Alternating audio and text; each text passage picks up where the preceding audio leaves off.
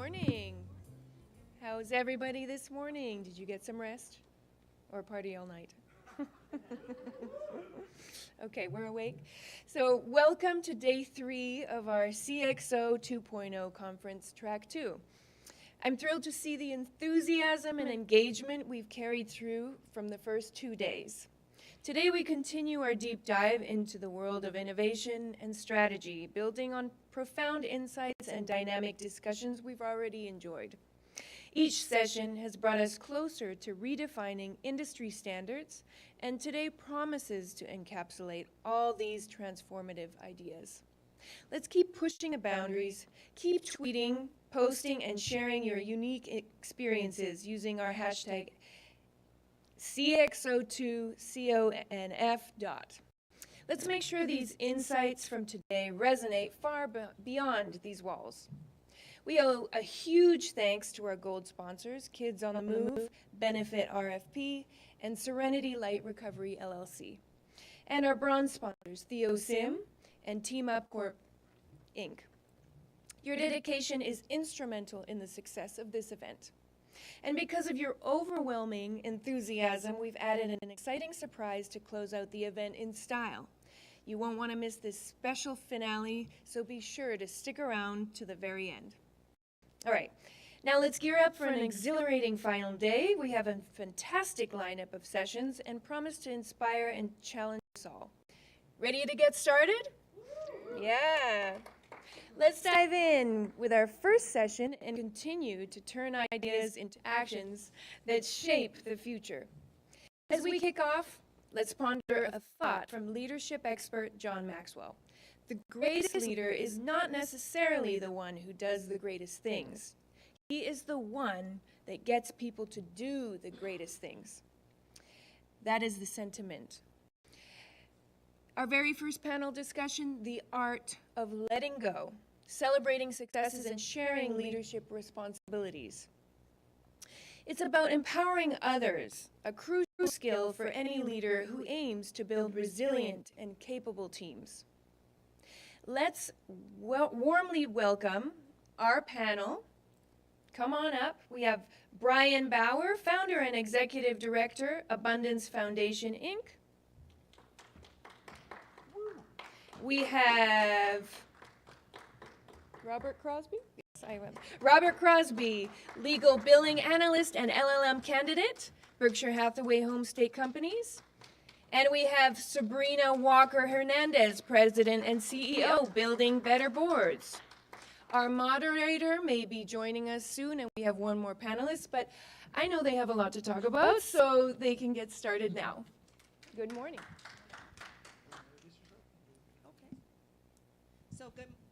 Okay, let's make it happen. Good morning. How are y'all doing?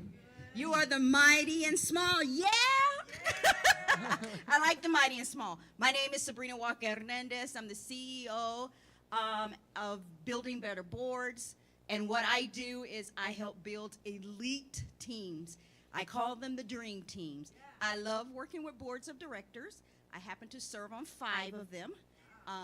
2 where I raise money, 3 where I give out money, and 1 is in a corporate advisory. So I really appreciate what board members bring to the table to help companies and organizations grow. And I love talking about letting go of our topic. So I'm going to shut up and sit down. How about that? Thank you.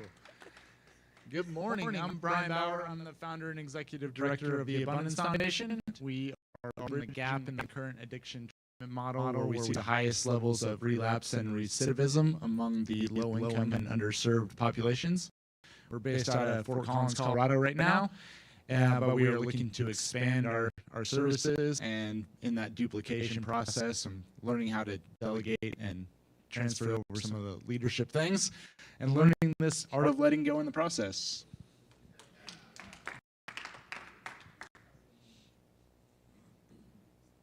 Good morning to one and all. Happy to see everyone here in our Luxor Hotel ballroom. My name is Robert Crosby. I'm a legal billing analyst for our national carrier of workers' compensation insurance, the company Berkshire Hathaway Home State Companies. Our office is located within the San Francisco Bay Area. I've been in this position 5 years now, and I'm looking to break into the American legal sector. Law is my major. My leadership experience ultimately derived from volunteering in directorship positions within a non-profit organization, Toastmasters International. It's an international public speaking organization, has thousands of clubs scattered all across the globe, and that is what I'll be sharing my insights from here today. Thank you. We have no Lita officially, so how do you want to do this, Brian? Well, how about what's been your experience, I guess, so most recently with the process of learning how to let go in leadership and delegate responsibilities, and I guess what difficulties and whatnot have you faced in your process of it? Well, it's an interesting question. So I prided myself. So for 20 years, I ran an organization, and I had about 60 so folks who reported to me, and I was what you call unstoppable. I have a lot of energy. You can see that. But what happens when the leader becomes stoppable? And I had that experience. In 2018, I was diagnosed with 2 blood cancers at the same time, which I did not even know you can get 2 cancers at the same time. That's one. I was diagnosed with a non-Hodgkin's lymphoma and multiple myeloma. And because of that diagnosis, I was stuck at, I had to undergo chemo treatment for a year. And I was not the powerhouse that you see before you. There's this little chemo called the Red Devil, and boy, it knocked me on my ass. And so for a year, I couldn't function. I couldn't go to work. And so I really saw my team become unstoppable. And in 2019, after the chemo, I went through a stem cell transplant, and so I had like 30 days in the hospital. And I really put a lot of focus in how did I build this team that is unstoppable. And I looked at it and developed this framework, because you're in the hospital for 30 days, you ain't got nothing else to do but think. And so the B, I call it a build framework, and the B is trust. You got to build trust. The U is you got to unify. And not only do you unify, you got to unify across the silos, because we had a lot of different departments, a lot of different avenues, departments. We had departments, divisions. We had all kinds of things. So you have to unify across that.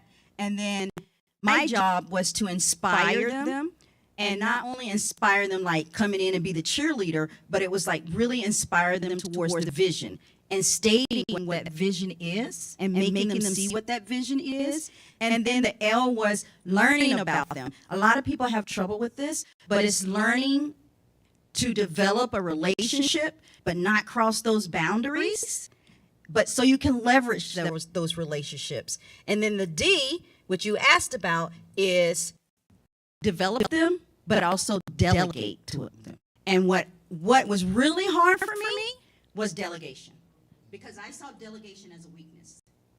I really did. And so I had to learn how to delegate to my team.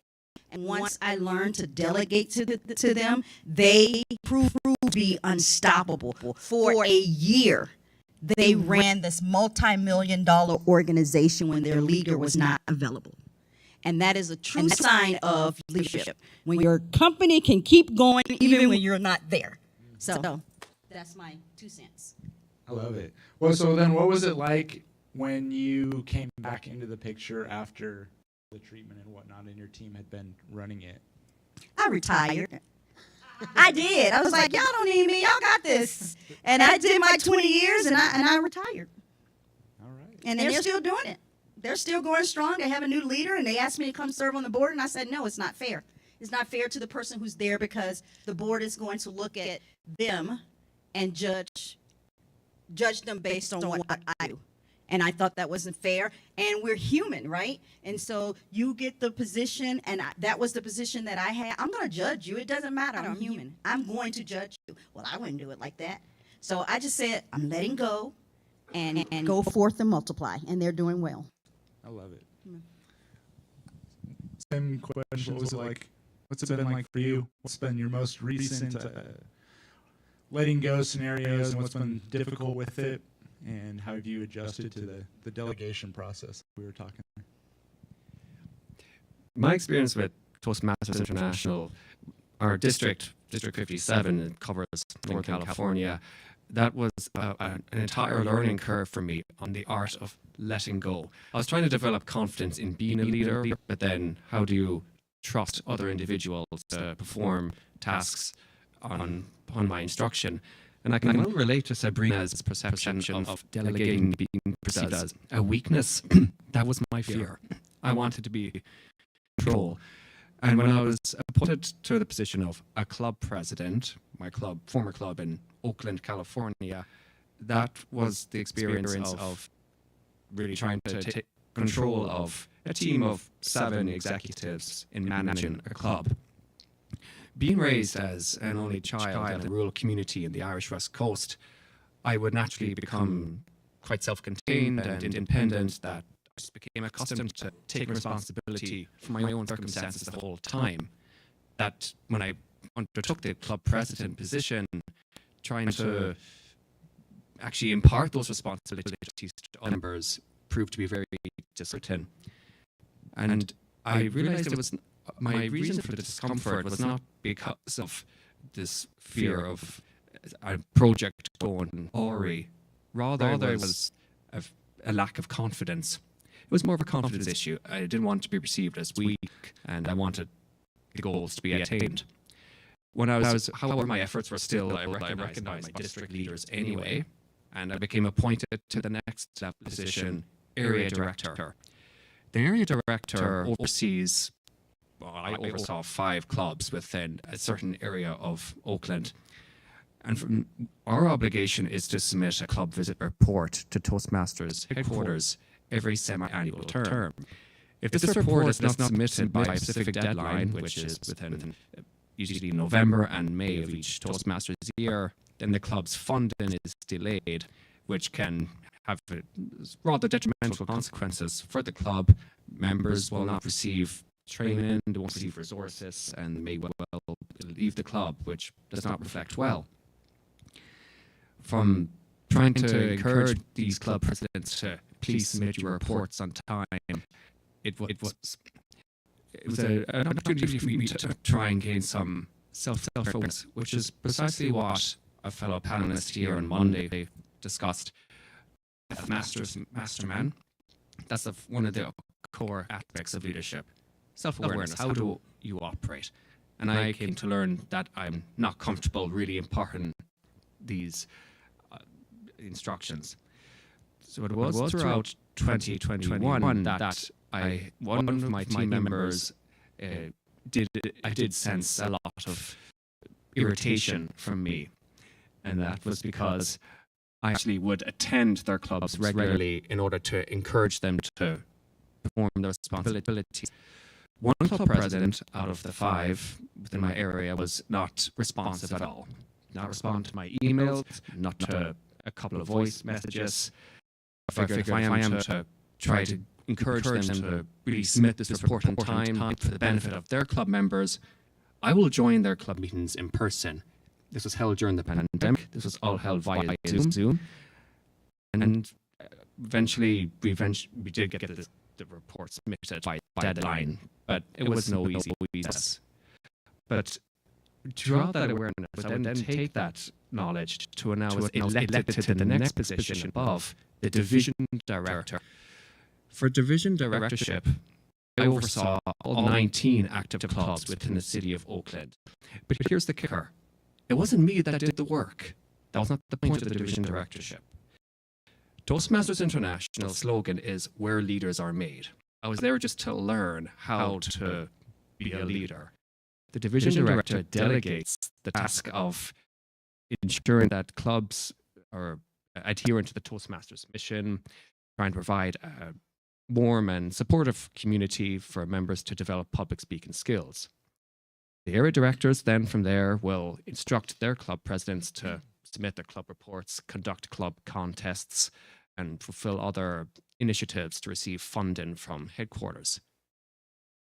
And I was intimidated by the prospect of, well, I don't do the work. I have to instruct area directors. to do the work for the club presidents, who in turn will act for their club members. This chain of command is rather far removed. What do I do? After having attained self-awareness as to how I operate, and from learning that experience with this former club president in my area directorship, I decided I would test the waters. I will let go by waiting up to 4 or 5 months within the 6-month period before the visit report would be due. And if there was no response or any form of communication from my team members, I would then follow up with that person.